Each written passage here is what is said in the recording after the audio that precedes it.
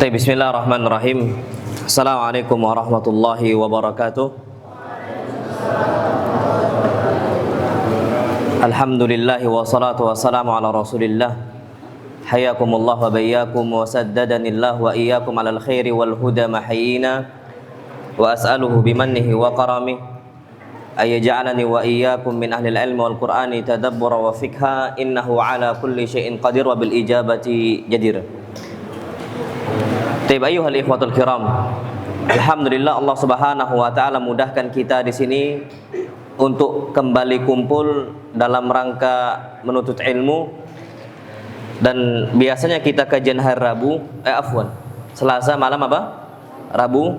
Cuman kita selain sebagai muqaddimah, penyemangat, kita akan mulai di hari Sabtu, tapi wa illa insyaallah Selasa malam Rabu tetap kita kajian. Tapi di sini insyaallah Subhanahu wa taala kita akan menyampaikan himmah aliyah, semangat juang yang tinggi fi talabil ilm, dalam menuntut ilmu. Ayyuhal ikhwa wal akhwat, yang perlu kita ketahui, kita memiliki banyak para ulama, banyak para masyayikh yang kita kira mereka itu di luar akal kita. Hafalannya sampai banyak. Anda sebutkan saja, Masya Allah, Al-Imam Syafi'i rahimahullah, beliau mengatakan sendiri tentang diri beliau. Beliau mengatakan hafiztul Qur'ana wa ana ibnu sab'i sinin. Aku menghafal Al-Quran, umurku berapa tahun? 7 tahun. Antum berapa tahun hafal Quran? Sekarang udah hafal? Wallah belum. Dan kata beliau wa hafiztul Muwatta wa ana ibnu asyri sinin. Dan aku menghafal Muwatta, kitab Muwatta itu kitab hadis, gurunya bernama Imam Malik rahimahullah. Dan Muwatta itu tebalnya segini. Semua berisi hadis-hadis Nabi kita Muhammad sallallahu alaihi wasallam. Dan aku hafal, umurku masih 10 tahun. Berapa tahun? 10 tahun. Wallahi ya ikhwah ya tullab, ini bukan sesuatu hal yang gampang bagi kita untuk menghafal hadis-hadis Nabi kita Muhammad sallallahu alaihi wasallam. Itu yang pertama. Kisah yang lain, muridnya Imam Syafi'i yang bernama Imam Ahmad ibn Hanbal. Imam Ahmad ibn Hanbal, saking dahsyatnya hafalan beliau, apa kata Abu Zur'a Ar-Razi? Kita tahu seorang ulama. Kenapa? Hah? Oh, echo. Baik.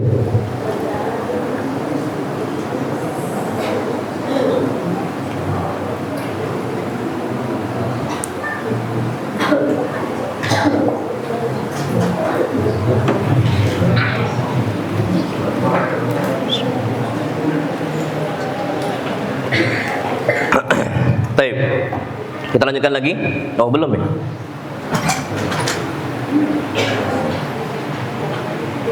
Akhwat, suaranya jelas enggak ya? Oh, jelas.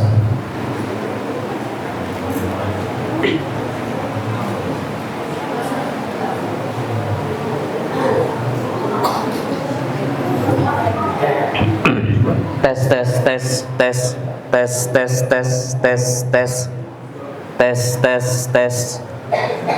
1 2 3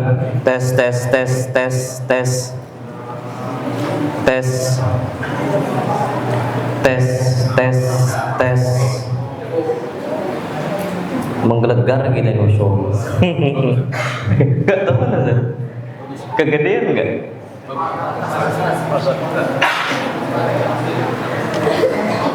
Tadi Imam Syafi'i rahimahullah, sekarang muridnya Imam Ahmad rahimahullah, Abu Zur'ah Ar-Razi pernah datang ke anaknya Imam Ahmad. Coba nama anaknya Imam Ahmad? Imam Ahlus Sunnah wal Jamaah ma'ruf, bernama Abdullah. Abu Zur'ah Ar-Razi ini ulama hadis sezaman dengan Imam Ahmad, Abu Hatim Ar-Razi yang kita kenal dengan Razian. Dua ulama Ar-Razi, Abu Zur'ah Ar-Razi sama Abu Hatim Ar-Razi. Kemudian juga ada ulama Yahya ibn Ma'in, Ali bin Madini, dan yang lain-lainnya. Apa kata Abu Zur'ah Ar-Razi ketika datang ke anaknya Imam Ahmad ibn Hanbal? Kana abuk, bapak engkau Ahmad ibn Hanbal, yahfad alfi hadis. Dia menghafal 1000 kali 1000 apa? Hadis. Total berapa hadis? 1000 kali 1000 berapa? 1 juta. Apakah hadis Nabi sampai 1 juta? Oh enggak nyampe. Tapi satu matan dengan berbagai macam periwayatan, jalur periwayatan, itu semua dihafal oleh Imam Ahmad bin Hanbal. Contoh, hadis Nabi kita Muhammad SAW, beliau mengatakan, man kadzaba alayya muta'ammidan falyatabawwa maq'adahu minan nar. Barang siapa yang berdusta atas namaku sengaja, maka hendaknya dia siapkan tempat duduknya di api neraka. Para ulama mengatakan, yarwi hadal hadis, meriwayatkan hadis ini, arba'una rajulan min ashabin Nabi sallallahu alaihi wasallam, 40 orang. Dan 40 perawi hadis dari sahabat Nabi kita sallallahu dengan berbagai macam jalur periwayatan. Ahmad ibn Hanbal semuanya hafal. Di situ ada jalurnya Ibnu Mas'ud, ada jalurnya Ali bin Abi Thalib, Abu Zur'ah, Al-Mughirah bin Syu'bah, dan juga ada Abu Hurairah dan yang lain-lainnya. Total itu sampai 40 perawi hadis dari Nabi kita Muhammad SAW, dan semua dihafal. Kalau kita bilang kayaknya ini mustahil, la wa ma dzalika 'ala Allahi bi'aziz. Itu tidak mustahil bagi Allah Azza wa Jalla untuk menjadikan makhluk-makhluknya bisa memiliki hafalan yang kuat. Tinggal kita ini mau enggak diasah, punya enggak himmah aliyah. Sampai Al-Bukhari rahimahullah, ini muridnya Imam Ahmad lagi. Al-Bukhari mengatakan, kuntu ahfad mi'ata alfi hadis. Aku menghafal dari Nabi 100.000 hadis. Sahih. Yang satu siapa? Sahih. Wa ahfad mi'atai alfi hadis ghairi sahih. Dan aku menghafal 200.000 hadis yang enggak sahih. 100.000 yang sahih, 200.000 yang enggak sahih. Total berapa? 300.000. Dan itu dihafal oleh Al-Bukhari di luar kepalanya. Makanya Al-Bukhari rahimahullah itu pernah dites saking kuatnya hafalan beliau, itu sanad itu dibolak-balik, matannya juga sama. Dari 10 hadis yang dites untuk Imam apa? Imam Bukhari, itu sanadnya dibolak-balik. Sanadnya. Dan kemudian dibenarkan oleh Imam Bukhari, yang cerdasnya Bukhari, beliau itu ingat yang disebutkan oleh apa? Mukhtabir, oleh syekh yang ngetes Bukhari. Jadi yang salahnya tadi yang baru disebutkan dihafal oleh siapa? Bukhari. Adapun ucapan engkau hadisnya ini itu salah. Yang benar ini. Jadi yang salahnya pun dihafal oleh siapa? Bukhari rahimahullah. Sebenarnya apakah Bukhari seperti itu karena dari lahir atau mauhibah ilahiyah atau hadiah ilahi dari Allah Azza wa Jalla? Oh enggak. Syafi'inya, Ahmadnya, Bukharinya, Maliknya, semua statusnya sama. Kita itu sama seperti Imam Bukhari. Yang membedakan apa? Himmah aliyahnya, semangat juang yang tingginya. Kenapa anak katakan sama? Karena Allah firmankan semua sama. Apa buktinya? Apa dalilnya? Allah Azza wa Jalla berfirman dalam Al-Quran Al-Karim, wallahu akhrajakum min butuni ummahatikum la ta'lamuna syai'a. Allah Subhanahu wa taala keluarkan kalian dari perut ibu-ibu kalian. Maksudnya lahir kita di atas muka bumi Allah Azza wa Jalla, kondisinya semua sama kata Allah. La ta'lamuna syai'an. Kalian tidak tahu apapun tentang ilmu. Kita dengan Bukhari sama-sama statusnya jahil. Kita sama Imam Ahmad statusnya sama-sama apa? Jahil. Kita dengan Imam Malik sama statusnya sama jahil. Apa yang membedakan? Allah firmankan setelahnya, wa ja'ala lakumus sam'a wal absara wal af'idah la'allakum tashkurun. Tapi Allah Subhanahu wa taala berikan untuk kalian 3 hal. As-sama' pendengaran, wal absar penglihatan, wal af'idah hati untuk berpikir, akal. Bedanya di mana? Syafi'i rahimahullah itu udah dari kecil udah nyimak Al-Quran Al-Karim, maka wajar nggak hafal Quran Al-Karim umur 7 tahun? Wajar lah. Kenapa kita nggak hafal-hafal? Kita dari kecil dengernya Nina Bubu, oh Nina Bubu, akhirnya sampai tua itu hafal di luar kepala.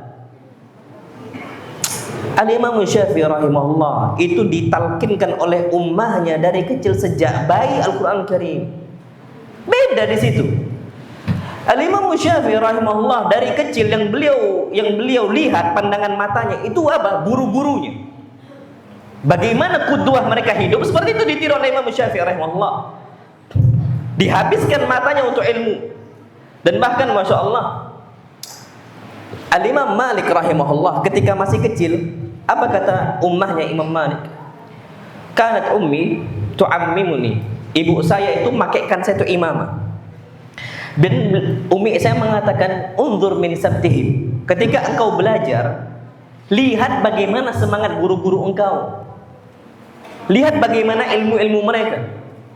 Akhirnya ketika mereka gunakan pendengarannya, kemudian penglihatannya untuk ilmu, jadi mereka. Wallah jadi, sampai jadi seperti itu. Dan bahkan hobinya para ulama, hobi itu dari bahasa Arab hubbi. Kecintaannya mereka itu apa? Membaca. Kalau kita gawai HP, layar gadget gitu loh. Nanti akan Anda sebutkan nanti insyaallah. Inilah penghambat ilmu terbesar saat ini. Selalu megang apa? HP. Tapi ulama zaman dulu yang mereka lihat tuh kitab. Ketika mereka terbiasa untuk hal itu semua, akhirnya mereka bisa mendapatkan kecerdasan yang Allah lebihkan dibandingkan makhluk-makhluk yang lain, dibandingkan manusia-manusia yang lainnya. Imam Syafi'i rahimahullah. Dan wal afidah, hati, akal mereka bersih, takwanya mereka kuat, akhirnya ilmu mereka itu banyak. Berarti ya ikhwah, status kita itu sama dengan Imam Syafi'i dulunya. Tapi ketika remaja beda, ketika tua beda, bahkan meninggalnya beda. Kita nggak pernah tahu wa ma masiru hayatina, apa kondisi akhir hayat kita nggak pernah tahu. Makanya pembeda di mana mereka gunakan panca inderanya, mereka gunakan alat-alat yang telah Allah kasih untuk mereka dengan sebaik mungkin, kita enggak. Tapi antum tahu Allah firmankan tentang manusia-manusia yang persis kayak hewan ternak. Tahu? Kayak sapi, kayak kambing, maksudnya enggak berpikir, enggak ada ilmu sama sekali. Sebabnya kenapa? Karena nggak dipakai akalnya, nggak dipakai pandangan matanya, nggak dipakai pendengar telinganya. Dan Allah firmankan dalam Al-Quran Al-Karim, Allah mengatakan walaqad dzara'na li jahannama katsiran minal jinni wal ins.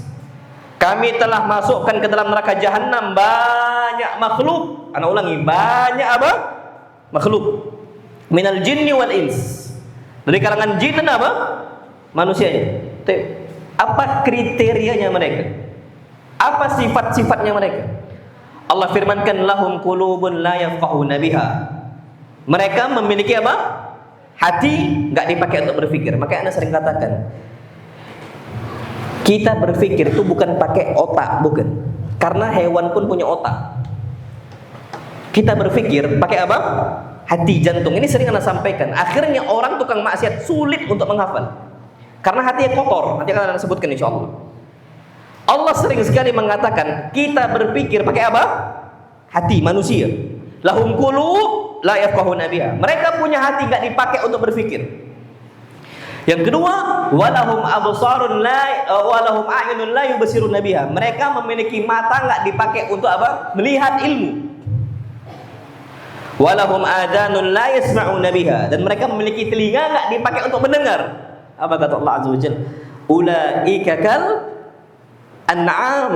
Mereka itu sama statusnya dengan hewan ternak. Apa kata Allah salahnya? Balhum awal. Bahkan mereka lebih afwan, bodoh dari hewan ternak. Kalau hewan ternak itu dipecut masih gerak dia. Masya Allah. Oh, kalau kita udah disorong-sorong sama ustadznya pun nggak gerak-gerak kan? Hayah. Bisurah gitu kata ustadznya. Masih lentat, masih apa? Terlalu lambat. Apa kata para ulama? Wallabibu bil isyarat yafham. Orang cerdas dengan isyarat pun harusnya udah paham. Tapi kita enggak. Kenapa enggak dipakai panca indera kita? Enggak dipakai alat-alat kita untuk mendengar, melihat dan untuk berpikir dengan sebaik mungkin. Akhirnya statusnya sama dengan hewan ternak. Himalaya enggak ada. Himalaya enggak ada. Berarti apa? Sebenarnya status kita sama dengan para ulama. Bedanya bagaimana mereka semangat. Dan dalam ayat yang lain, antum lihat tahu Syekh bin Baz rahimahullah. Buta enggak Syekh bin Baz? Buta. Mufti setelah Syekh bin Baz meninggal, namanya Syekh Abdul Aziz Al-Syekh. Buta juga sama. Sekarang baru Syekh Shalih Fauzan, hafizahullah. Beliau masih hidup, pengganti Syekh Abdul Aziz Al-Utsaimin.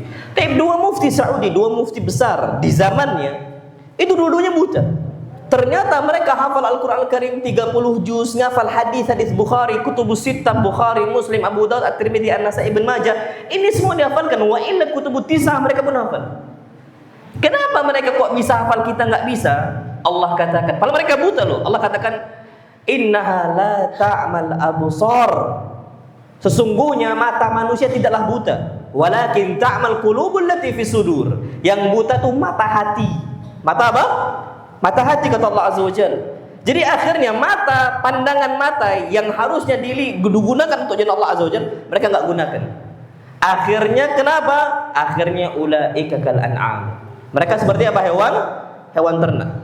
Makanya ikhwah, ana yakin dari antum akan ada yang menjadi para ulama insya Allah di zaman, dan bahkan setiap 100 tahun, kata Nabi kita Muhammad SAW, ada lagi ulama yang seperti mereka. Tapi kita nggak pernah tahu ya ikhwah. Kita nggak akan pernah tahu posisi itu. Tapi kalau kita nggak bisa bersaing, nggak akan bisa. Kalau kita nggak punya himmah, nggak akan bisa seperti mereka. Makanya Allah Subhanahu wa Ta'ala jadikan Nabi kita Muhammad SAW sebagai qudwah yang baik untuk kita contoh. Bagaimana himmahnya Nabi, bagaimana semangatnya Nabi SAW, bagaimana semangatnya para sahabat, itu untuk kita contoh. Dan bahkan para ulama mengatakan, illam takunu mithlahum fatashabbahu fa inna tashabbuha bil kirami falahu. Kalau kita hidupnya nggak bisa seperti mereka, minimal contohlah hidupnya mereka. Kita nggak bisa seperti Bukhari dalam hafalan hadis. Kita nggak bisa seperti Imam Ahmad dalam hafalan hadis. Baik, apa kata para ulama? Contohlah hidup mereka. Kalau kita nggak bisa seperti mereka, kenapa? Fa inna tashabbuha bil kirami falahu. Karena mencontoh orang mulia adalah sebuah apa? Keberuntungan. Tapi berarti apa? Allah Subhanahu wa Ta'ala jadikan kita ini banyak contoh. Gimana sih hidupnya para ulama? Contoh mereka. Antum tahu kitab Syiar A'lamin Nubala? Antum tahu kitab-kitab ulama-ulama semisal Tarajumus Sahabah yang menyebutkan biografi para sahabat? Itu kita baca contoh hidup mereka. Kalau kita contoh hidup mereka, ana yakin kita pun bisa seperti mereka. Ana yakin apa? Kita bisa seperti mereka. Nah, wallahu a'lam bishawab. Terus gimana untuk mendapatkan himmah aliyah atau mengikuti para ulama agar memiliki himmah yang aliyah seperti mereka? Tapi kata para ulama yang pertama, kita harus tahu dahulu keutamaan ilmu. Keutamaan apa? Ilmu. Sebenarnya kata para ulama, kalaulah tidak ada keutamaan ilmu kecuali kita menjadi pewaris Nabi kita Muhammad, itu udah cukup. Makanya insyaallah ya, antum ini sekarang itu siap-siap untuk menjadi pewaris Nabi. Ini sering ana sampaikan ikhwah, ana nggak ada kedekatan dengan Nabi, makanya ana nggak bisa mewarisi, dan Nabi nggak bisa mewariskan hartanya untuk kita, karena Nabi nggak pernah mewariskan dinar ataupun apa? Dirham, nggak pernah. Aisyah aja nggak pernah merasakan harta Nabi, Fatimah nggak pernah merasakan harta Nabi. Dan memang udah tabiat, udah sunnatullah, dijadikan memang yang namanya para ulama pewaris Nabi kita Muhammad sallallahu alaihi wasallam. Bahkan Nabi mengatakan al ulama warathul anbiya wa innal anbiya lam yuwarithu dinaran wala dirhaman. Ulama itu pewaris Nabi, dan para nabi, Nabi Nuh, Nabi semua para nabi, mereka nggak pernah mewariskan harta-harta mereka, dinarnya ataupun dirhamnya, emas ataupun peraknya. Wa inna ma warathul ilm, akan tapi mereka mewariskan apa? Ilmu. Ana nggak tahu nih cara gimana ana bisa dekat dengan Nabi kita Muhammad SAW, gimana ana bisa bergandengan tangan dengan Nabi kita Muhammad SAW, gimana ana itu bisa dinaungi oleh Nabi SAW, gimana ana bisa diayomi oleh Nabi kita SAW, gimana ana bisa disayangi oleh Nabi SAW, gimana ana bisa dikenal oleh Nabi SAW, kecuali dari jalan ilmu. Wallahi ya ikhwah, kalau kita disebutkan nama kita Fulan ibn Fulan, dipanggil oleh Nabi kita Muhammad SAW, dan Nabi tahu itu, karena memang malaikat yang ngasih tahu, malaikat yang ngabarkan untuk Nabi kita Muhammad SAW. Wallahi ya ikhwah, di hari kiamat kita akan bangga banget gitu. Dan itulah yang menjadikan para ulama semangat memiliki himmah aliyah, dikenal oleh Nabi kita Muhammad sallallahu alaihi wasallam. Bukankah Nabi panggil umatnya satu persatu, ummati ummati ummati? Tapi kalau kita nggak punya ilmu, gimana Nabi SAW mau kenal dengan kita? Sedangkan cara yang paling mau dekat, jadi Allah paksakan kita. Gampangnya gini, antum tahu kan ada namanya kalau kita rapat gitu, atau kita memiliki ada acara seminar, biasanya yang di depan itu kursi VIP namanya. Kursi apa? VIP, kursi yang paling dekat dengan apa? Dengan pemateri. Ketika presentasi kita, nggak semua orang bisa dekat dengan apa? Orang-orang yang menyampaikan ilmunya. Ustadznya nggak semua orang bisa dekat dengan apa? Ustadznya. Wallah ya ikhwan, antum tahu ustadz-ustadz kibar itu, kita ini memiliki ghibtah, ghirah, kecemburuan. Kenapa mereka bisa dekat dengan ustadz fulan dan kita nggak bisa? Mereka bisa, kita nggak bisa. Antum kalau ada ustadz kibar datang ke sini, kan itu berombongan ribuan orang datang gitu kan. Mau cuman apa? Salaman dengan apa? Mereka. Itu hidup di zaman kita sekarang. Gimana nanti di hari kiamat umatnya Nabi Musa nyari Nabi kita Muhammad SAW, umatnya Nabi Isa nyari juga Nabi kita Muhammad SAW, umatnya Nabi Nuh juga nyari Nabi kita Muhammad SAW, rebutan. Dan kita akan dikalahkan sebabnya ilmu. Ketika kita nggak dekat dengan ilmu, kalah. Padahal kita umatnya Nabi kita Muhammad Sallallahu Alaihi Wasallam, dan bahkan mungkin dijauhkan kita, dan bahkan betapa banyak para malaikat mencegat orang-orang dari umat Nabi kita Muhammad SAW dicegat. Bahkan Nabi katakan sohkan, jauhlah kalian dari saya, jauhlah kalian dari saya. Sebabnya kenapa? Karena mereka jauh dari apa? Ilmunya. Makanya ikhwah, pertama agar kita memiliki himmah aliyah, semangat yang tinggi, kenal dulu apa? Keutamaan ilmu. Kenal dulu. Dan kita nih, jangankan bicara akhirat loh ya, bicara dunia, Allah Subhanahu wa taala udah angkat kita derajatnya. Dan bahkan Allah berfirman, yarfa'illahu alladhina amanu minkum walladhina utul ilma darajat. Allah ngangkat orang-orang beriman dari kalian dan orang-orang berilmu. Dengan apa? Darajat itu dengan banyak tingkatan. Anda nggak tahu ya, sekarang ustadz-ustadz itu dijadikan patokan barometer gitu. Dan bahkan hatta ilmu dunia pun ustadz dipaksa untuk tahu gitu. Antum tahu kasus Nabi kita Muhammad SAW dalam perkawinan kurma? Padahal Nabi iseng doang tentang perkawinan kurma. Kata Nabi SAW, ini kalau dikawinkan ini kurma ini dan kurma itu bagus nih kayaknya. Diikutin. Padahal sebenarnya Nabi itu nggak paham dengan cocok tanam. Kenapa? Nabi pertama kali datang ke Madinah, Nabi ini statusnya bukan petani. Apa status Nabi? Orang-orang Quraisy apa? Ila fihim rihlatash shita'i was-shaif. Ngapain mereka? Berdagang. Nabi ini pedagang. Nabi iseng nih ngomong, ini kalau dikawinkan nih kurma kayaknya bagus ini. Mereka kerjakan. Rupanya apa? Mati. Hatta Nabi kita Muhammad SAW itu didengar sampai masalah pertanian, mati, gagal. Kenapa mereka bisa dengarkan ucapan Nabi SAW? Karena ilmu Allah yang angkat mereka. Dan ketika mati, para sahabat pun datang ke Nabi SAW. Apa kata para sahabat? Ya Rasulullah, engkau yang sampaikan seperti ini akhirnya mati. Apa kata Nabi SAW? Antum a'lam bi umuri dunyakum. Kalian yang lebih tahu tentang perkara dunia kalian. Maksudnya perkara dunia, harusnya ustadz itu yang nggak tahu apa-apa. Antum kalau datang bawa motor mogok, ustadz motornya mogok, ini kira-kira diapain? Insya Allah tambah mogok. Antum datang ke ustadz ya, insya Allah tambah apa? Mogok. Tapi kadang-kadang masya Allah ada orang, ustadz tolong rukyah motor ana. Tolong apa? Rukyah motor kita dan sebagainya. Dijadikan barometer ustadz itu, dicari keberkahannya. Inilah sebabnya memang ilmu itu ngangkat orang-orang yang pemiliknya. Dan wajar akhirnya Nabi kita SAW mengatakan, innallaha yarfa' bihadzal kitabi aqwaman wa yadh'u bihi akharin. Sesungguhnya Allah Subhanahu wa taala banyak mengangkat kaum sebabnya Al-Qur'an Al-Karim dan sunnah Nabi kita Muhammad SAW. Wa yadh'u bihi akharin, dan Allah banyak merendahkan kaum sebabnya mereka jauh dari apa? Al-Qur'an.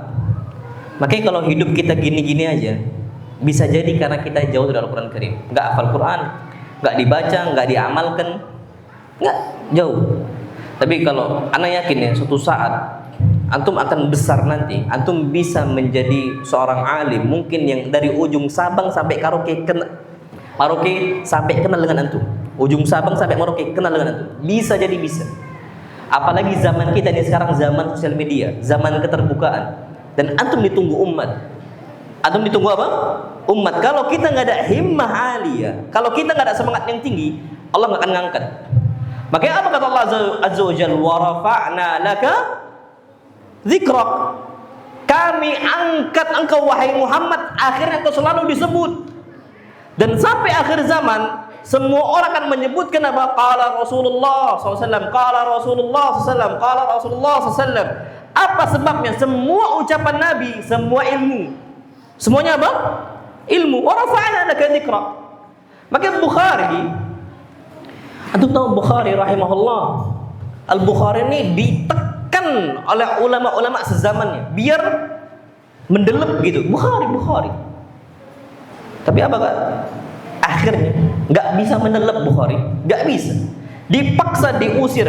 Dan masya Allah ya, Al-Bukhari rahimahullah, memang terjadi tahasud ini, saling hasad sesama para ulama itu terjadi. Makanya kalau bisa itu ditutup. Al-Bukhari itu saking cerdasnya beliau, datang ke Naisabur, datang ke Khurasan, itu beliau disawer. Sawernya nggak pakai 5.000, nggak pakai 1.000. Sawer emas dicampakkan, perak dicampakkan untuk Bukhari. Ketika awal datang, kan itu ada penyambutan kan dari orang-orang Khurasan.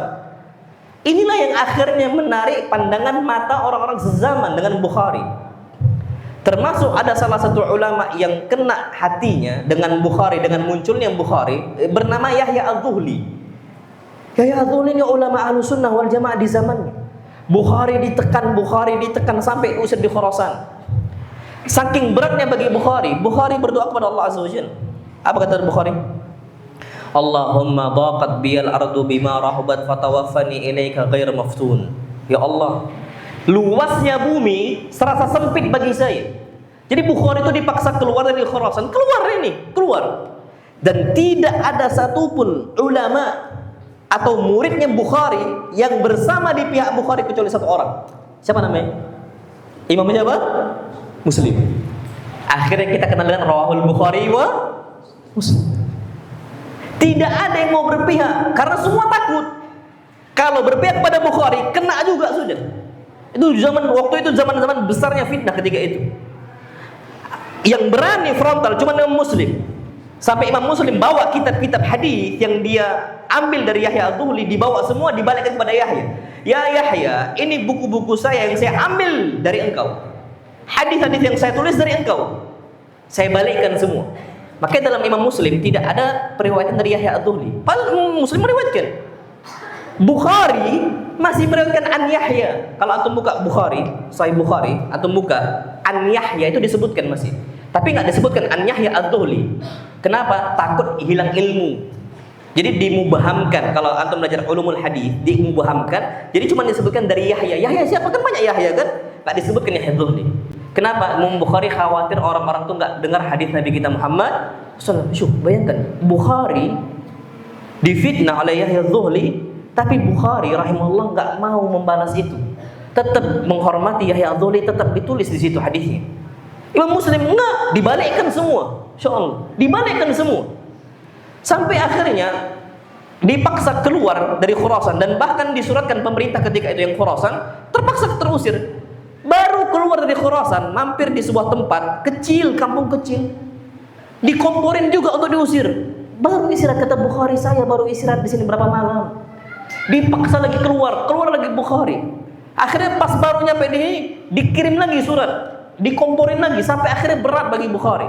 Sampai akhirnya Bukhari rahimahullah meminta kematian, masyaallah. Minta mati Bukhari. Padahal harusnya boleh nggak minta kematian? Nggak boleh. Tapi ketika kondisi terdesak boleh. Dan bahkan kata Nabi kita Muhammad sallallahu alaihi wasallam, la tatamannaul maut. Jangan kalian minta apa? Mati. Tapi kalaupun terpaksa harus mati, ucapkan Allahumma in kanatil hayatu khairan li fahyini wa in kanatil wafatu khairan li fatawaffani.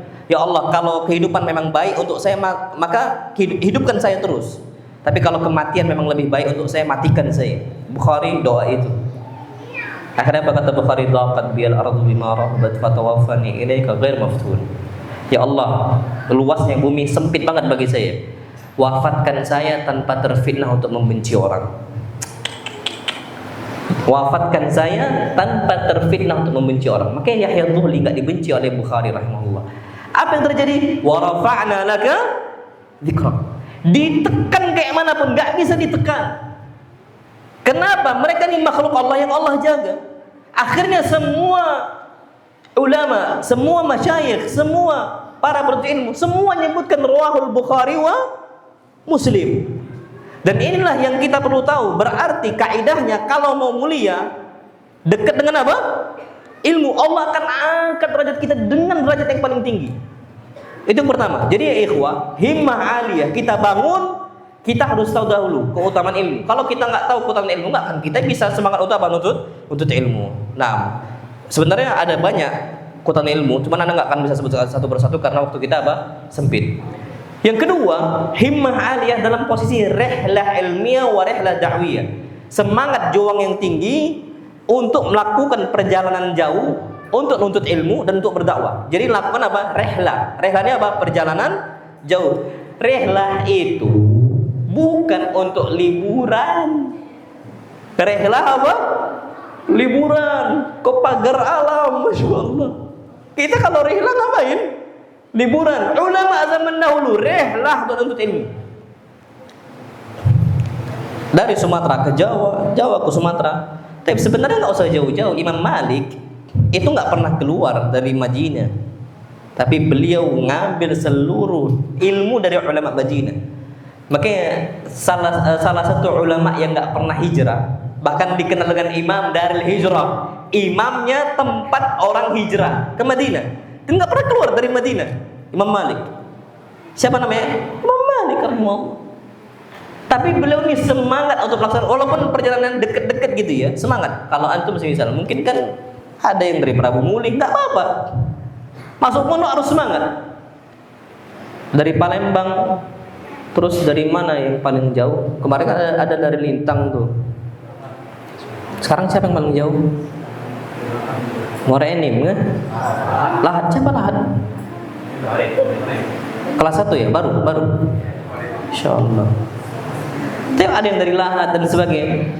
Tip, ini kesempatan kalau mau nuntut ilmu, dapat ilmu yang banyak, kita gunakan sebaik mungkin perjalanan jauh kita. Abah kita mengeluarkan fulus, wallah banyak. Ketika Allah mudahkan kita belajar, melaksanakan perjalanan yang jauh untuk ambil ilmu, ambil sebanyak-banyaknya. Antum tahu Nabi Musa belajar Nabi siapa? Belajar dari Nabi siapa? Khidir. Ada salah satu ucapan Nabi Musa yang harusnya di benak kita hafal. Allah berfirman dalam Al-Qur'an Al-Karim surah Al-Kahf. Wa qala Musa li fatahu la abrahu hatta ablugha majma'al bahrain aw amdiya huquba. Nabi Musa kan disuruh belajar dari Nabi Khidir. Antum tahu Nabi Khidir lebih mulia Nabi Musa atau Nabi Khidir? Nabi Musa.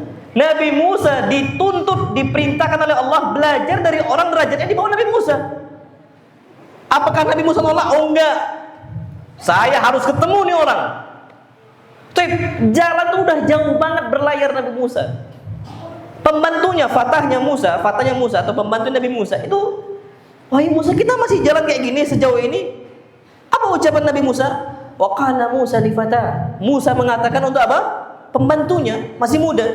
La abrahu hatta ablugha majma'al bahrain. Aku akan terus berjalan sampai ketemu tempat pertemunya dua lautan. Maksudnya lautan apa? Sungai. Belum tahu kan yang video di YouTube terkenal? Yang video dua air bertemu ketika sungai bertemu dengan apa?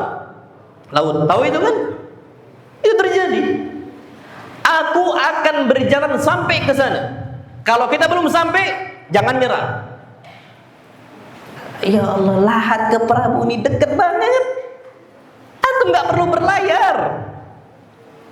Kalau nggak ketemu gimana? Au amdiya huquban, kata Musa. Tetap saya akan terus berjalan huquban. Antum tahu hukum dalam surat Amma yatasaalun, surat apa itu? An-Naba. Allah berfirman labithina fiha ahqaba. Ahqab itu jamak dari haqab, sama dengan huquq jamak dari apa? Haqab. Satu haqab 80 sana, 80 tahun. Disebutkan huquba berarti minimal 3 kali haqab. Kalau 80 kali 3 muncul berapa tahun? 240 tahun.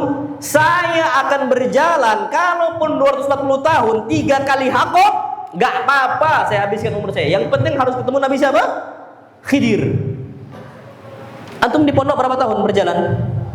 SMP, SMA berapa tahun? 6 tahun.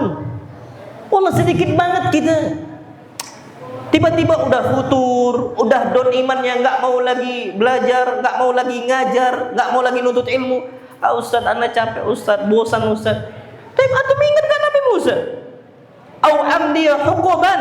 Bahkan pun kalau dipaksa oleh Allah sampai berjalan berhakop-hakop, satu hakopnya 80 tahun, saya akan gerak, saya akan jalan.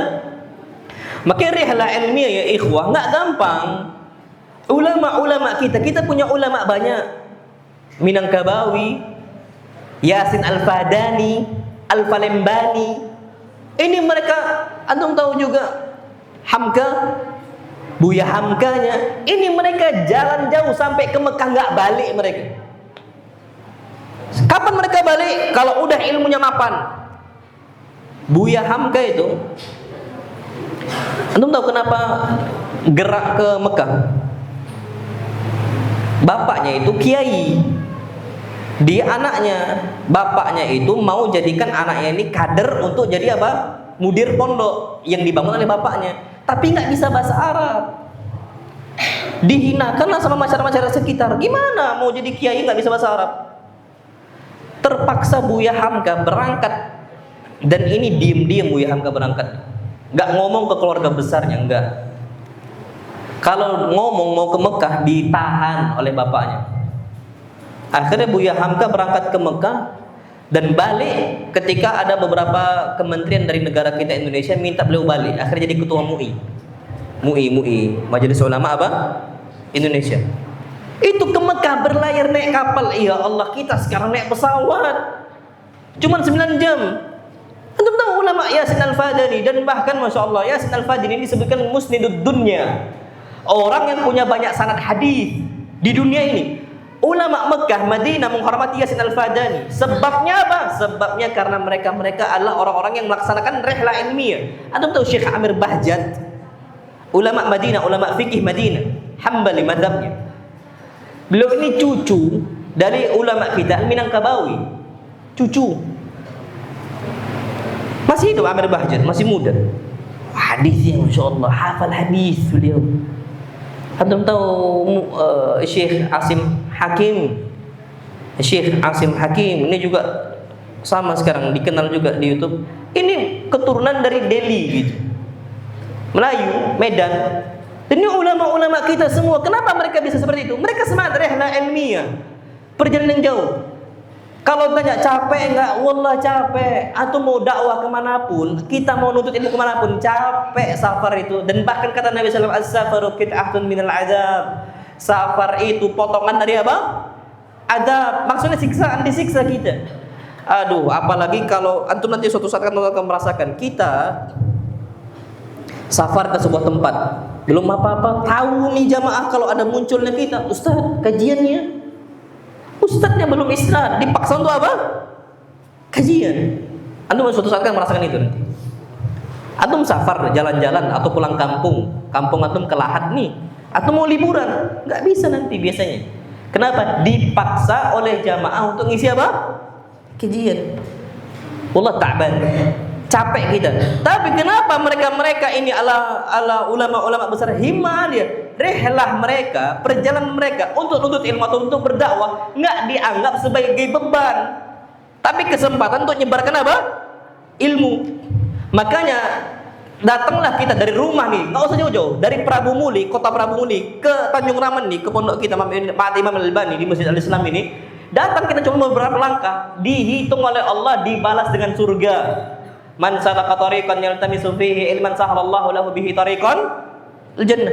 Masuk surga ini enggak gampang. Wallah, masuk surga tuh berat, cobaannya banyak di padang mahsyar sampai sirat. Antum tahu sirat? Setipis rambut dan setajam, lebih tajam daripada pisau. Antum tahu pisau Idul Adha? Kenapa tajam? Diasah sampai setipis mungkin matanya kan? Semakin tipis pisau, semakin tajam itu. dan kita dipaksa untuk berjalan, dan di kegelapan yang betul-betul gelap. Orang banyak yang jatuh di situ. Tapi orang-orang yang dimudahkan masuk surga sebabnya apa? Ilmu. Perbanyak kita istiqamah, datang ke ilmu, nuntut ilmu, perbanyak. Walaupun nggak dikatakan safar, nggak apa-apa. Kenapa? Karena dengan cara itu, kenapa mereka mudah masuk surga? Karena semua makhluk mendoakan kebaikan untuk dia. Sapinya, kambingnya, semutnya. Bahkan Nabi kita Muhammad SAW mengatakan, wa innal malaikata la tadau ajnihataha li talibi ilmin radan bima yasna wa innal alim la yastaghfiru lahu kullu man fis samawati wal ard hatta al-hitanu fil bahr. Sesungguhnya para malaikat itu akan meletakkan sayapnya. Kita nih sekarang ini kalau antum bayangkan, wallahi alazim, saya yakin ada malaikat yang nolongin kita. Kita bersama para malaikat, Allah kirim sengaja. Mereka kepakkan sayap, mereka turunkan sayap itu untuk kita semua. Dan bahkan dikirim oleh Allah Azza wa Jalla. Dan bahkan Nabi kita Muhammad SAW mengatakan, inna lillahi malakan cuman untuk berjalan nyari majelis-majelis ilmu, cuman untuk naungin doang. Jadi kita tenang, semangat lagi. Sampai ternyata apa kata Nabi SAW? Semua orang, semua makhluk, sampai hewan-hewannya pun mintakan ampun untuk kita. Semut ini nggak berdosa, nggak berbuat dosa karena dia bukan mukallaf, nggak ada beban syariat. Sapi juga sama, kambing juga sama. Mereka semua akan memintakan ampun kepada Allah Azza wa Jalla untuk kita yang apa? Nuntut ilmu, untuk yang belajar. Jadi rehla ilmiah ini semangat juang. Lihat para ulama gimana semangatnya. Bahkan Nabi kita Muhammad SAW mengajarkan para sahabat untuk rehla ilmiah, dan bahkan Jabir ibn Abdullah radhiyallahu taala melaksanakan perjalanan 1 bulan untuk ngambil apa? 1 hadis. Kalian tahu 1 bulan 1 hadis? Itu sampai jual semua barang yang beliau miliki. Cuman bisa biar beli onta. Wallahil azim. Sampai ulama mengatakan, sampai saya kurang harta saya jual genteng rumah. Biar bisa safar. Genteng rumah tuh terpaksa dijual. Yang penting bisa apa? Tahu hadis. Kitab ulama ini mahal. Kitab-kitab ulama ini mahal. Perjalanan tiket tuh mahal, pesawat mahal. Sekarang apalagi aftur itu udah terlalu tinggi kan? Dengan kondisi bahan bakar sekarang, apapun bahan bakarnya, mau solar kah dia, mau pertalite kah dia, termasuk aftur. Semua antum cek tiket pesawat, domestiknya apalagi ngeri-ngerian sekarang. Bisa berkali-kali lipat naiknya. Semua mahal-mahal. Tapi bagi mereka ini apa? Mulia. Mereka habiskan dananya. Genteng tuh sampai dijual. Ana nggak pernah jual genteng, alhamdulillah. Ya karena bukan punya ana itu. Nggak bisa kita jual. Tapi kalau itu punya kita pun, kita akan jual. Nggak akan jual. Wallahi ya ikhwah. Kenapa mereka jual? Tujuannya untuk dengar hadis, dengar ucapan Nabi SAW. Habis fulus mereka di situ. Pakai Jabir ibn Abdullah. Antum tahu Sa'id ibn Musayyib rahimahullah. Beliau mengatakan, wa in kuntu la asirul layaliya wal nahar. Aku berjalan di malam hari. Adzan isya, Allah. Tiap adzan dulu kita dengar adzan isya. Adzan liqam.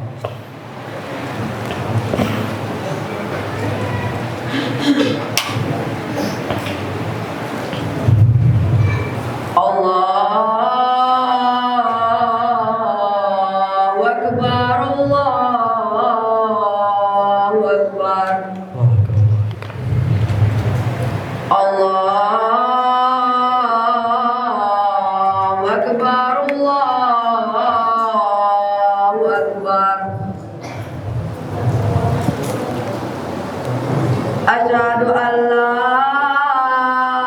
ilaha illallah.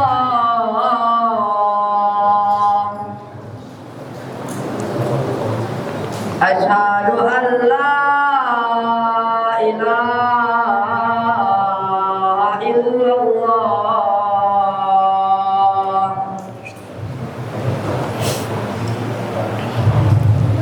Asyhadu anna Muhammadar Rasulullah.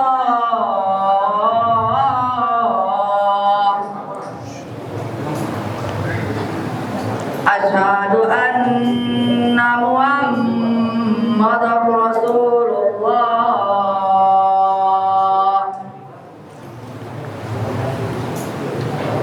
Hayya 'alas shalah.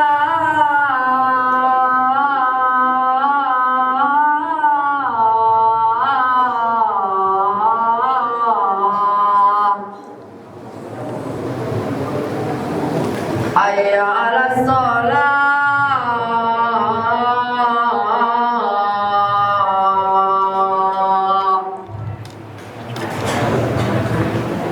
Hayya 'alal falah.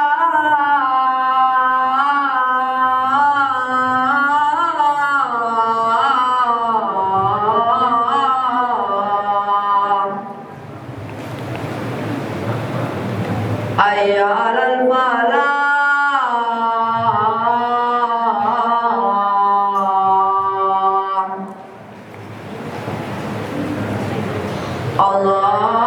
Allahu Akbar, Allahu Akbar. La ilaha illallah.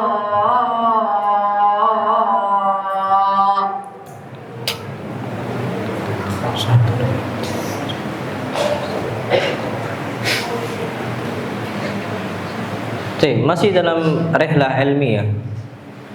Sa'id bin Musayyib, ini Sa'id, ini kalangan tabi'in yang dikenal kakeknya itu dengan orang yang Sa'id bin Musayyib ibn Hazn. Mukanya bawaannya cemberut aja. Hazn itu apa artinya hazn? Sedih, susah, hidupnya itu kayaknya susah banget gitu. Ketika Nabi tahu nih namanya Hazn, kata Nabi SAW, bal anta sahal, nama kau bukan Hazn, ganti deh gitu. Jadi apa? Sahal. Hidupnya gampang, banyak senyumnya, gampang bergaul dengan orang. Apa kata Hazn? La ughayyiru man sammani abi. Aku nggak akan rubah nama yang mana bapak saya ngasih nama itu, aku nggak akan rubah. Apa kata Sa'id bin Musayyib? Ini ulama dari kalangan tabi'in. Cucunya mengatakan, "Fama zalatil hazunatu fina ba'd." Sampai kemurungan itu, kecemburutan itu masih ada di cucunya. Kami mukanya gini akhirnya. Gara-gara sebab siapa? Kakeknya. Masyaallah.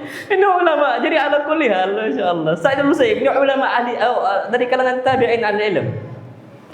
Sa'id bin Musayyib kenapa bisa mendapatkan derajat yang tinggi? Karena beliau mengatakan, wa in kuntu la asiral layali wan nahar. Aku bermalam-malam melaksanakan perjalanan jauh sampai bersiang-siang, 1 siang, 2 siang, 3 siang, 4 siang, cuman untuk mendapatkan satu hadis. Kita nih sekarang tinggal buka Google. Oh, sekarang bukan lagi Google, apa? AI. AI itulah yang buat kita semakin bodoh. Kayak antum nanti suatu saat udah besar, jangan pakai AI. Antum kalau mau kuat hafalan nih, jangan sama sekali pakai AI. Jangan buka AI, kecuali untuk referensi doang. Kalau nggak tumpul kita. AI-nya yang cerdas, ChatGPT yang cerdas, Gemini-nya yang cerdas, Cloud-nya yang cerdas. Apa lagi? Kitanya yang apa? Tumpul. Antum jangan pakai, Allah jangan pakai. Aib bagi kita kalau pakai itu, tujuannya untuk kita cukupkan, enggak, itu wasilah doang.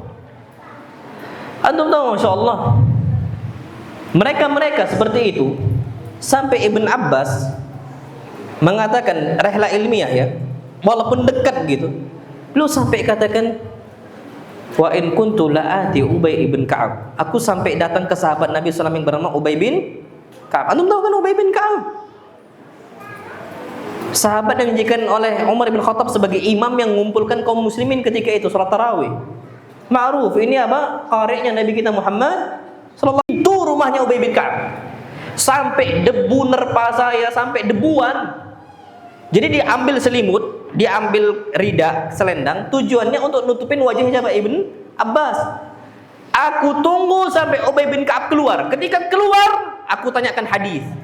Setiap siang kayak gitu.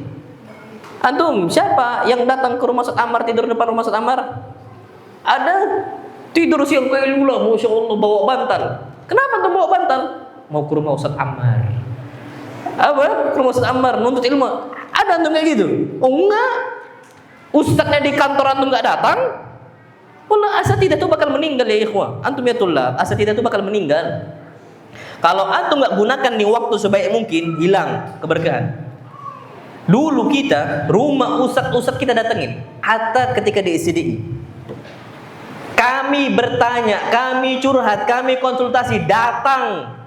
Bahkan kami ini punya bapak asuh dari dosen. Waktu itu anak bapak asuh anak itu Ustaz Syafiq bahasa lama. Jadi setiap ada yang anak mau curhatkan, anak datang ke beliau.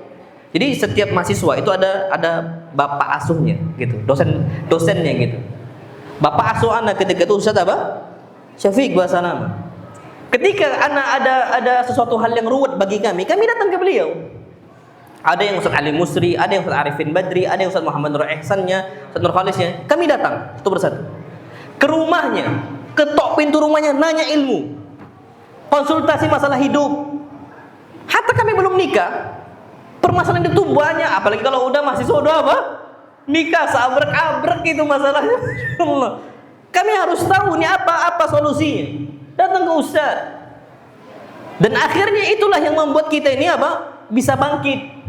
Nah, antum datang nggak ke Ustaz? Ustaz Khubaib, antum ke belakang. Nggak boleh ke belakang ya. Nggak boleh. Maksimal sampai ini aja kan. Tapi kalau kalian antum ketemu di kantor, kita ada 24 jam. Nggak 24 jam juga. Ya, beberapa waktu kita punya kesempatan untuk apa? Bertanya sama Ustaz. Tanya. Jadi antum harus ada himmah aliyah, semangat yang tinggi untuk berjalan. Minimal jalan ke mana? Kantor. Idarah nih cuman berapa langkah saja, apalagi yang paling dekat sama kantor. Asrama apa itu namanya? Tinggal melipir doang. Sarap masuk antum ke kantor, ketok pintu Ustaz, ada Ustaz Akbar, ada Ustaz Khubaib, ada Ustaz Ammar situ. Kalau antum mau sikit capek lagi, naik ke atas kantor kita. Kantor anak, tinggal naik apa? Tangga. Tapi enggak semua orang muwaffaq, dikasih taufik oleh Allah Azza wa Jalla untuk memiliki apa? Berjalan kaki untuk bertanya. Makanya ya ikhwah, kalau antum mau mendapatkan ilmu, itu banyak tanya. Banyak apa? Tanya. Hobi nanya gitu. Hobi apa? Nanya. Ibn Abbas, ini sahabat Nabi kita Muhammad SAW yang gelarnya terlalu banyak. Disebutkan habru hadhil ummah, penanya umat Islam. Ibn Abbas. Yang kedua disebutkan bahrul ulum, samudranya ilmu. Yang ketiga, mufassirul Quran atau turjumanul Quran, penafsir apa? Al-Quran. Dan bahkan disebutkan aktsarus sahabah riwayatan lil ahadits, sahabat yang paling banyak meriwayatkan apa? Hadis Nabi kita sallallahu. Kenapa beliau bisa mendapatkan gelar yang banyak seperti itu, julukan seperti itu? Ibn Abbas pernah ditanya, ya Ibn Abbas, wahai Ibn Abbas. Jazakumullah khair.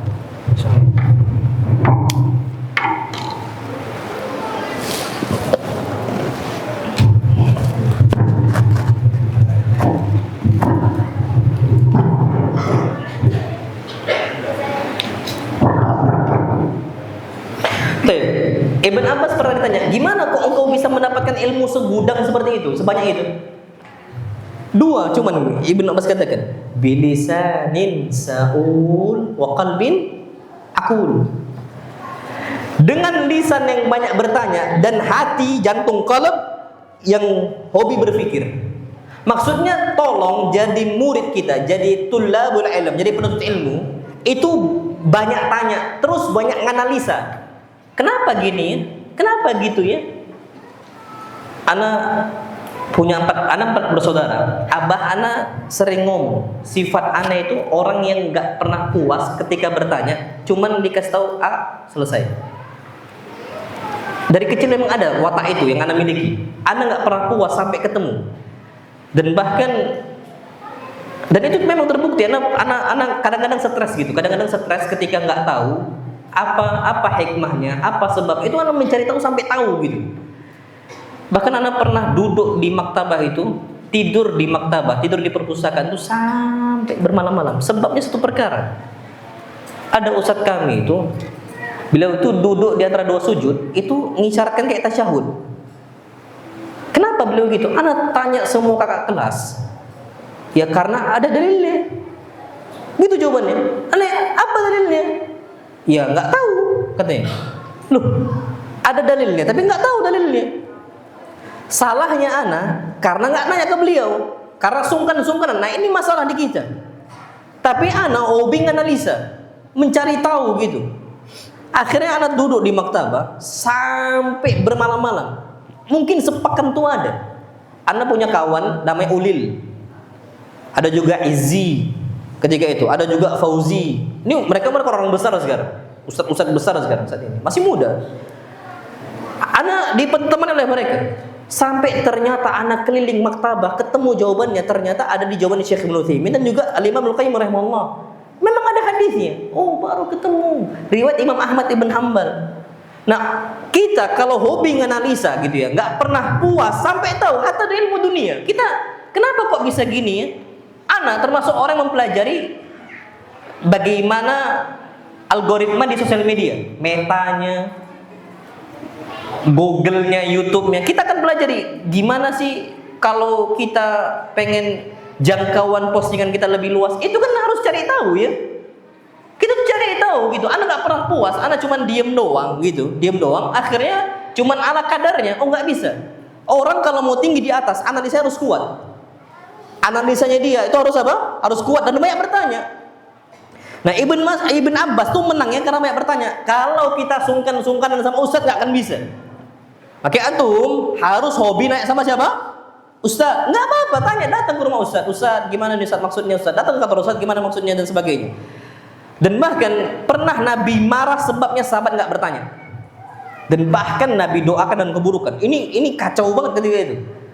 Hadis yang sahih riwayat Abu Daud dan disahkan oleh Syekh Al-Albani rahimahullah, Jabir ibn Abdullah pernah mengatakan kharajna fi safar. Kami pernah keluar safar bersama sahabat-sahabat Nabi yang lain. Tiba-tiba ada salah seorang dari kami itu kami berjalan di bawah sebuah gunung, dan gunung di Saudi itu rata-rata gunung batu. Gunung apa? Batu. Tiba-tiba longsor terjadi dan salah satu dari kami terkena kepalanya, bocor, kena batu. Bongkahan batu kena ke kepalanya sampai bocor. Diperban sahabat ini dan akhirnya di malam hari dia junub. Dia nanya, "Hal tajiduna li rukhsatan fit tayammum?" Kalian kira-kira pendapat kalian saya ini boleh nggak dapatkan rukhsah keringanan untuk tayamum saja, nggak mandi besar? Karena orang junub kalau mau sholat harus apa? Mandi. Kata para sahabat, "La najidu laka rukhsah." Rata-rata mereka yang jawab mengatakan, kami tidak dapat keringan untuk engkau wajib mandi. Apa kata Jabir? Jabir nggak berfatwa ini, Jabir nggak mau, nggak berani. Kata Jabir, "Faghta salafamat." Mandilah nih sahabat sampai akhirnya apa? Meninggal.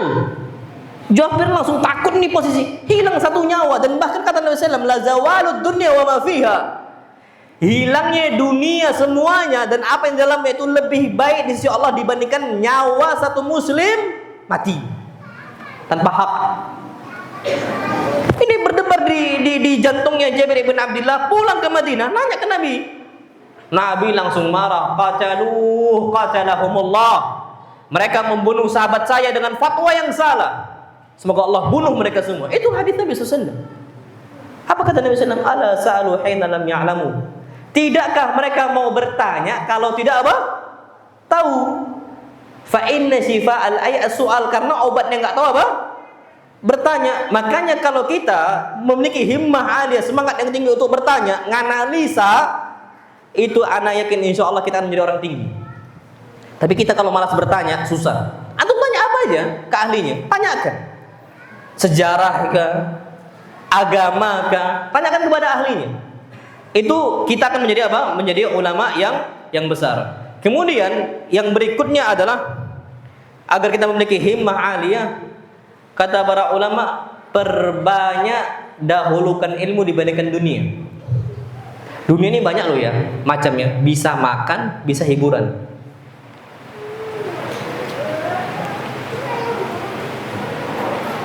Belum tahu ulama kita bisa jadi ulama sebabnya mereka sedikit makan dan sedikit hiburan.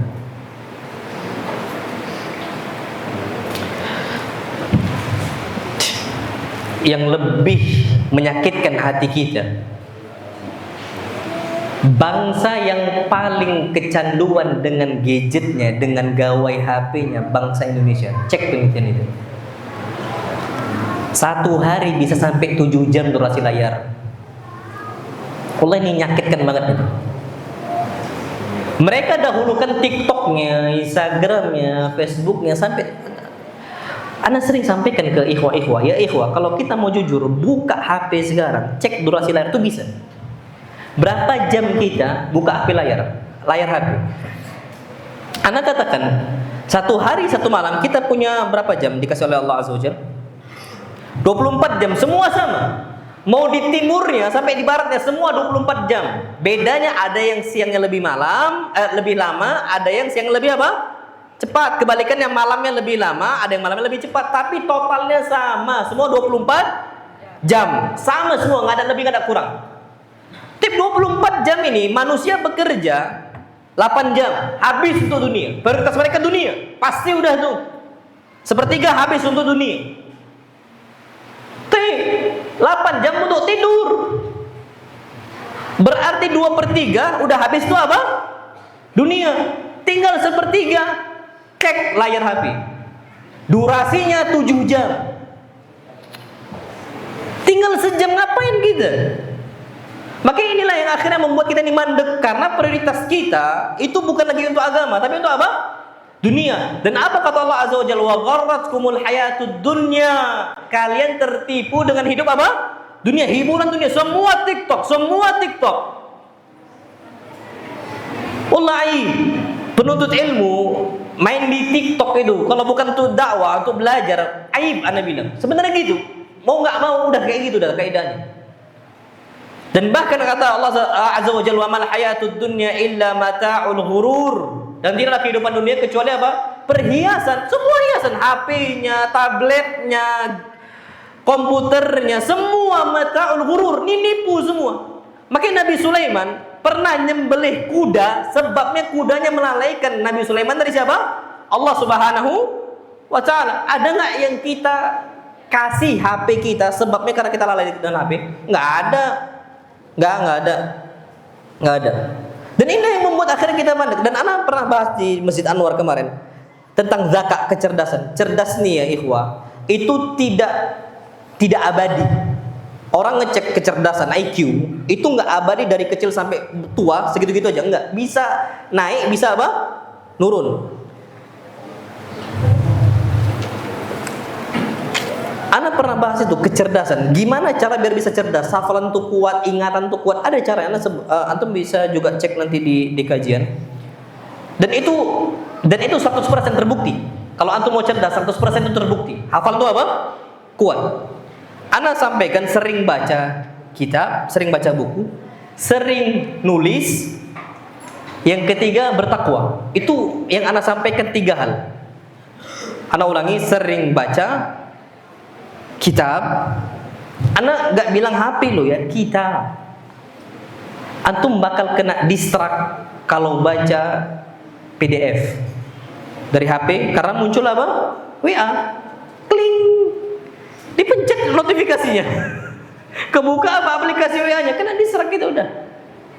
Baca kitab, rajin nulis, sama takwa. Ini 3 kalau kita betul-betul gunakan, cerdas gitu. Dan yang membuat kita ini lelet, hafalan susah ngafalnya, sebabnya tadi malas baca, malas nulis, dan nggak bertakwa. Maksiat semua didapatkan dari HP. Antum tahu kenapa anak tantrum sekarang? Anak kecil tantrum nggak dapat permen dari emaknya, nangis.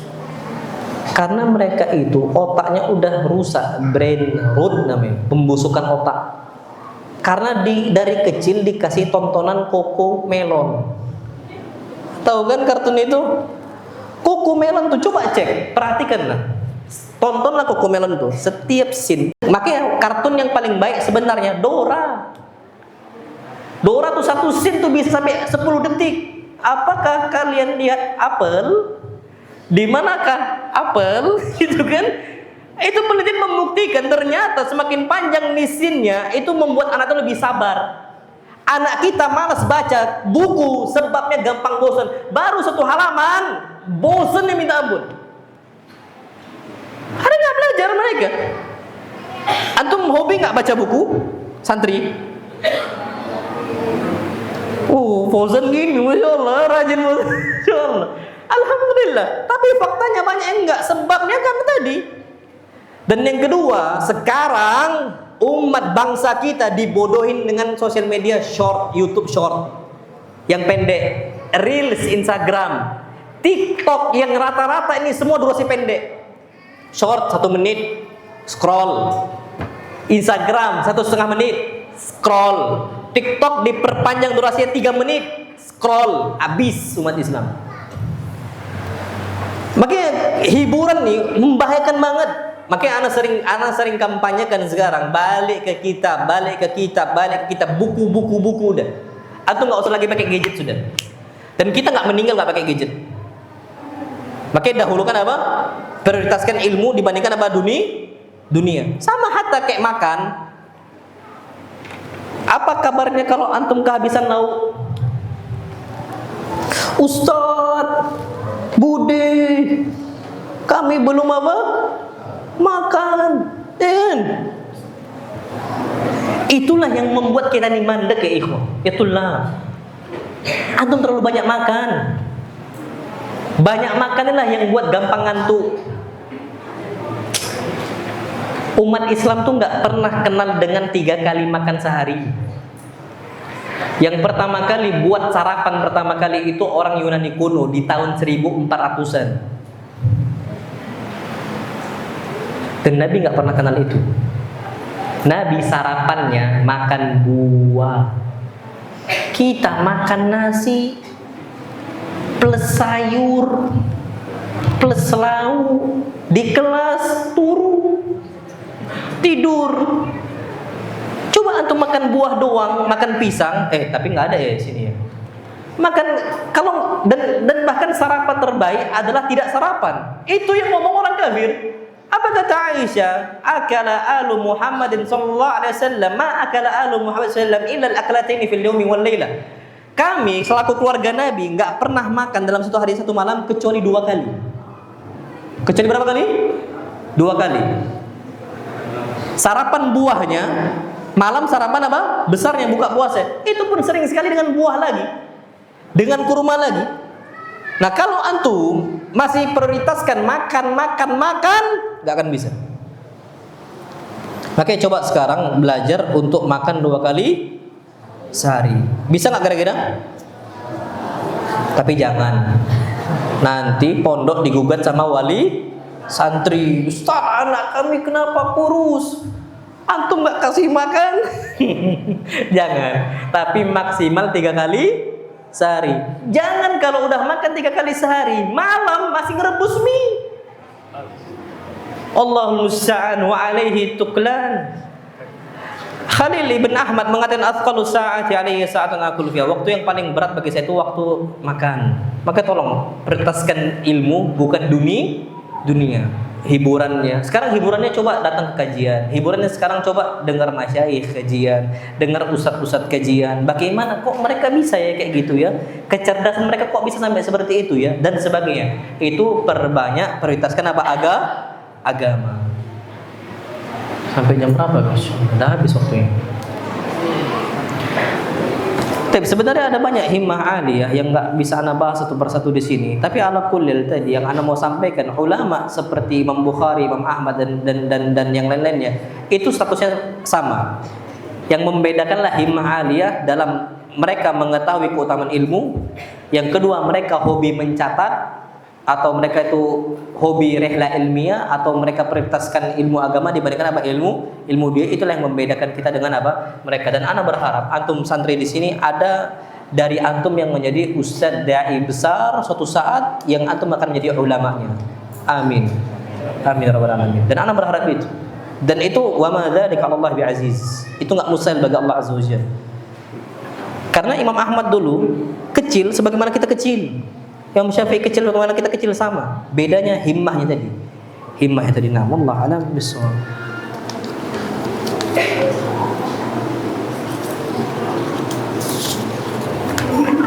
Ustaz dalam keadaan junub tadi badan Ustadz dalam keadaan junub tadi bolehkah dalam keadaan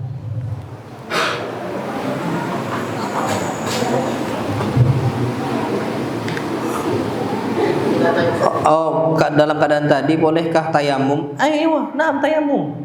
Nabi perintahkan apa? Cukup apa? Tayamum. Cukup mengusap apa? Tayamum saja. Jadi ala kulli hal di sini ketika kita kondisi nggak mampu, Allah berfirman la yukallifullahu nafsan illa wus'aha. Kalau kita ini ternyata berat, Allah nggak akan membebani seseorang kecuali Allah akan kasih kelapangan. Nggak bisa sholat berdiri, ngapain?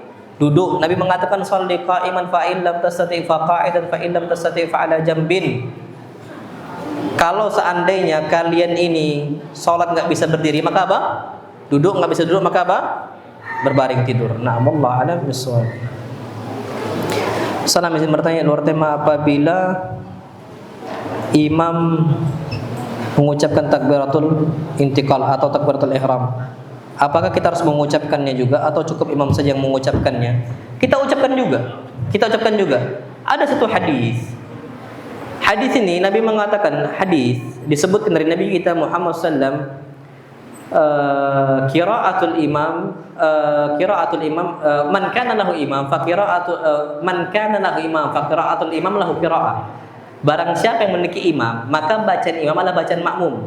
Hadis ini itu hadis yang dhaif. Bacaan imam adalah bacaan apa?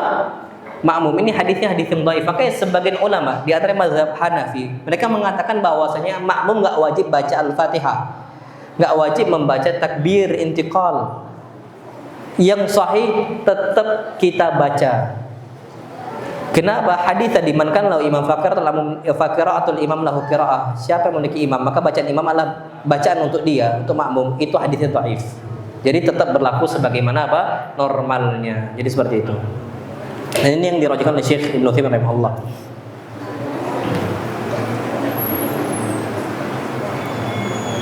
Salam Ustaz, kenapa Ustaz saya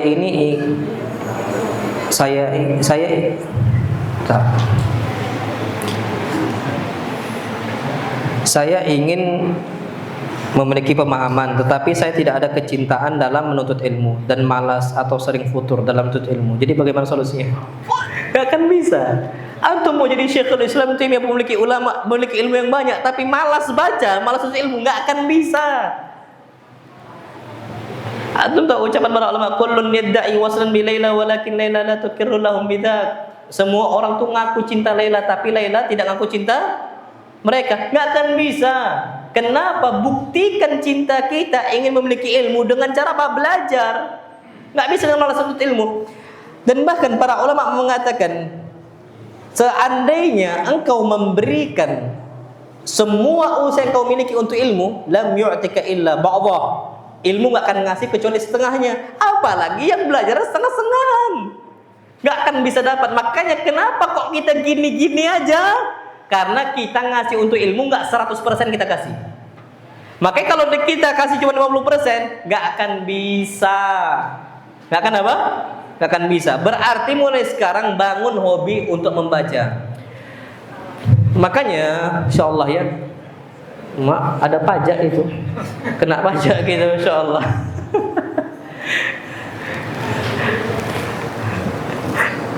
Antum tahu insyaallah. Ada salah satu penelitian mengatakan kalau mau hobi baca, hobi ilmu, duduk dengan mereka yang hobi baca dan hobi ilmu. Sebenarnya cara yang paling bisa untuk menumbuhkan kehobian itu nggak disuruh, bukan disuruh. Ustadz nyuruh, antum harus rajin baca. Biasanya nggak tumbuh. Tumbuhnya itu ketika kita duduk bersama mereka. Makanya sebenarnya ini juga parenting. Dan ini saya oleh para ulama, kalau mau anak kita hobi baca, kita di rumah pegang kitab 24 jam. Pokoknya anak itu melihat bapak emaknya megang kitab, bukan megang HP. Bukan megang apa? HP, megang buku. Dan ana masih ingat dulu gimana kita kecil, ummah kita bacakan isi buku cerita-cerita Islam yang ringkas-ringkas lah ke anak-anak kita. Dan anak alamin, alhamdulillah, anak ini termasuk orang yang nggak bisa 100% didik anak itu, anak banyak lalai.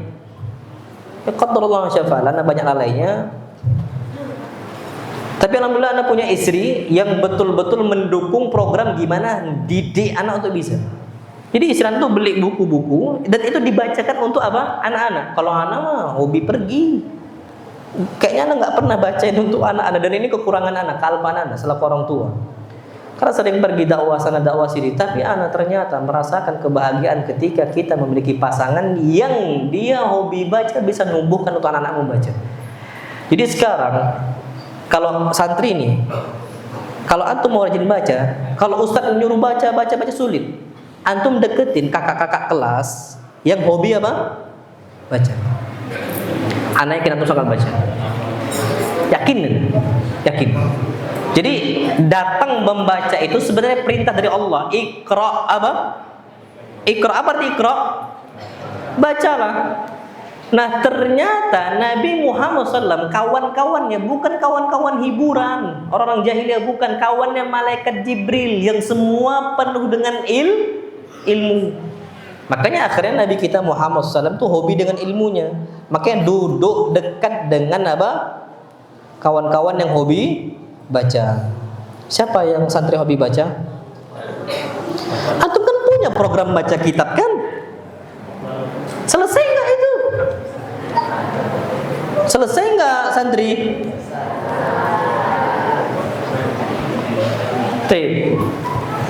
Cara membuktikan kita selesai baca kitab atau enggak, bisa nggak kita presentasi? Kita bisa nyampaikan kembali apa yang kita sudah baca ke kawan-kawan kita. Gitu caranya. Gimana? Antum panggil kawan-kawan. Antum murojaah bareng. Ana sering share apa yang ana baca ke grup asatidzah. Sering. Berarti kita paham apa yang kita baca. Tapi kalau antum nggak bisa membuat intisari, nggak bisa presentasi, berarti antum belum baca. Caranya, coba bisa nggak presentasi kita sampaikan kepada kawan-kawan. Dan itu kami di SCD itu kayak gitu. Jadi kami punya halaqah namanya itu qiraatul kutub. Membaca apa? Kitab. Sebelum kita baca, kita udah memiliki wawasan dahulu nih. Habis itu kita sharing sama kawan-kawan. Nah, itu harusnya juga seperti itu. Jadi ala kulli hal, coba antum dekat dengan kakak-kakak kelas yang memang hobi baca dan ngerti apa isi buku. Dan baca buku ini bukan banyak-banyakan lo ya, bukan banyak-banyakan, tapi pemahaman. Apa? Pemahaman. Percuma banyak baca tapi nggak paham, percuma. Nah, wallahu a'lam. Ini sebenarnya ada banyak yang nggak bisa kita bahas. Ada pertanyaan yang lain, silakan sebelum kita tutup.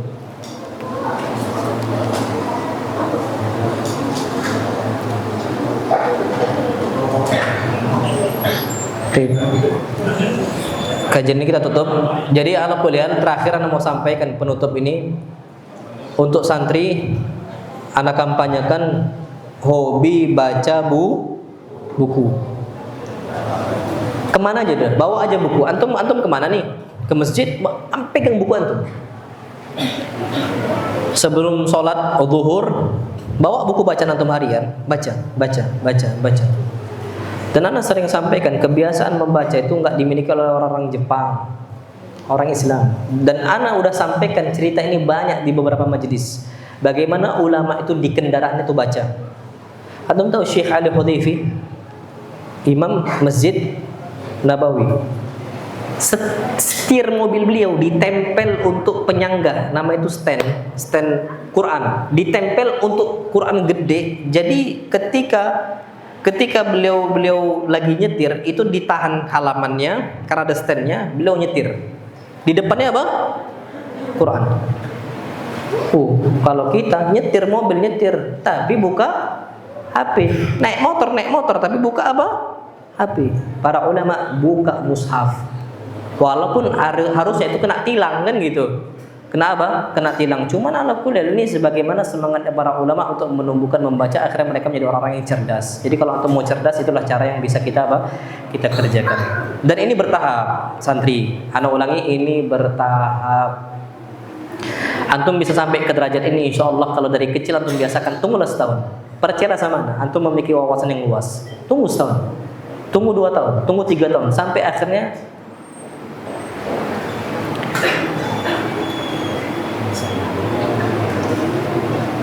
Ana sebenarnya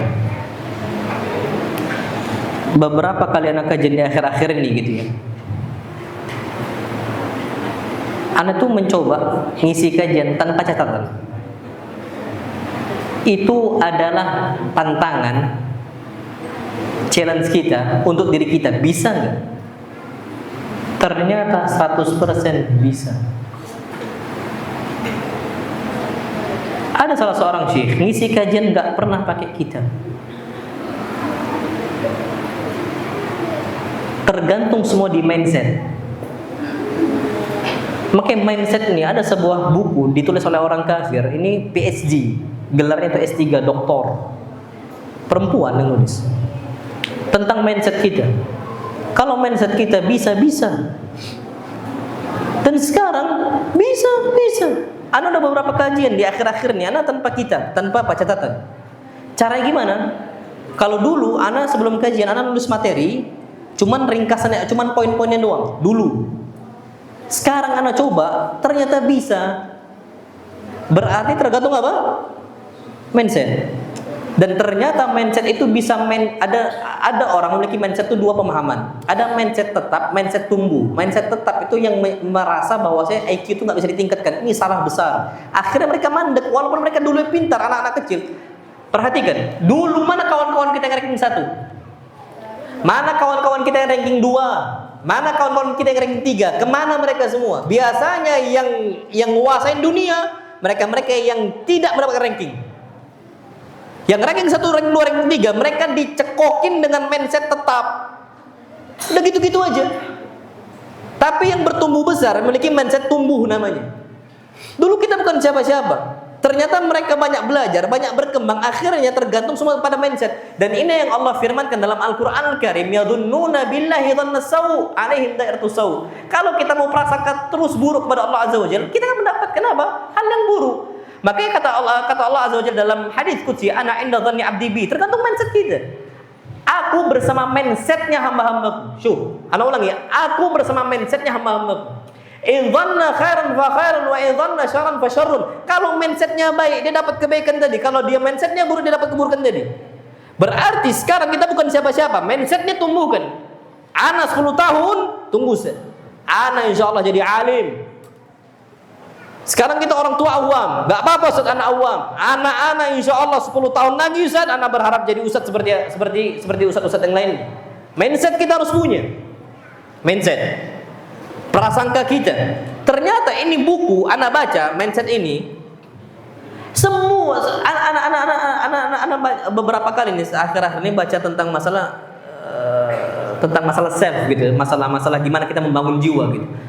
Ada 2 yang udah Ana selesaikan. Ana baca buku ini, sekarang buku yang ketiga Ana baca Atomic Habit, dan Ana baca juga Mindset. Yang terakhir tentang masalah grit. Dan ternyata 2 hal ini yang disampaikan semua dalam buku itu, semua konsep dari Nabi SAW, nggak meleset dari itu. Mindset ternyata Nabi udah bahas tentang masalah fa'al dan juga tasya'um. Atomic Habit udah juga dibahas oleh Nabi kita Muhammad SAW. Ternyata itu semua kalau kita betul-betul gunakan sebaik mungkin, cepat kita numbuhnya, cepat kita berkembang. Makanya antum jangan pernah berharap gini-gini aja, enggak, berkembang. Fauzan iya mungkin masih gitu-gitu aja. Tapi bisa jadi nanti suatu saat Fauzannya nggak nguasain lapangan dakwah. Bisa jadi, kita nggak pernah tahu. Anda punya kawan dulu pernah nggak naik kelas. Jemaah ini orang Arab, satu kelas sama mana? Saking leletnya nggak naik kelas nih. Sekarang jadi ustaz, yang lainnya mendelep. Beliau berangkat ke Yaman, beliau seriusin. Balik, insya Allah. Dulu lelet di pondok dulu di Bukhari. Anda nggak sebut namanya, insya Allah. Tapi sekarang dakwahnya, insya Allah, Allah berkahi. Kalau kita lihat latar belakangnya, backgroundnya, lelet dulu. Tapi orang yang bisa berkembang ketika memiliki mindset tumbuh. Makanya mulai sekarang, makanya anak-anak sekarang lagi challenge, bisa nggak kita ngisi kajian tanpa ada buku? Ternyata bisa. Dan bahkan materi ini sering anak nggak selesai, sebabnya memang terlalu banyak yang kita miliki, yang mau kita transfer gitu. Waktu terbatas. Berarti bisa khutbah Jumat. Dulu kita pakai kertas kan, mindsetnya kita rubah, bisa kok, bisa. Nanti Anda akan belajar di suatu saat. Sekarang Ustaz ana belajar faraid susah banget. Sekarang mindsetnya ganti. Ana bisa belajar apa? Faraid. Ustaz bahasa Arab kok susah banget. Mindsetnya jangan dibilang susah banget.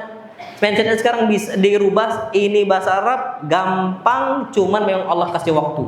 Itu dibahas dalam buku mindset itu. Jadi Allah pula di sini. Antum, anak terakhir, anak tutup dengan hobi banyak membaca dan hobi banyak nulis dan jauhkan gadget. Antum liburan jangan megang gadget udah. Nggak usah megang gadget. Allah berkahi waktu antum. Nanti antum akan dibutuhkan oleh umat dengan apa kebutuhan yang besar. Ini adalah anak sampaikan yang benar mutlak dari Allah Azza wa Jalla dan yang salah dari anak pribadi syaitan dan anak beliau dari kesan tersebut. Wassallallahu nabiyana Muhammad subhanakallahumma bihamdika asyhadu an la ilaha illa anta astaghfiruka wa atubu ilaik. Assalamualaikum warahmatullahi wabarakatuh.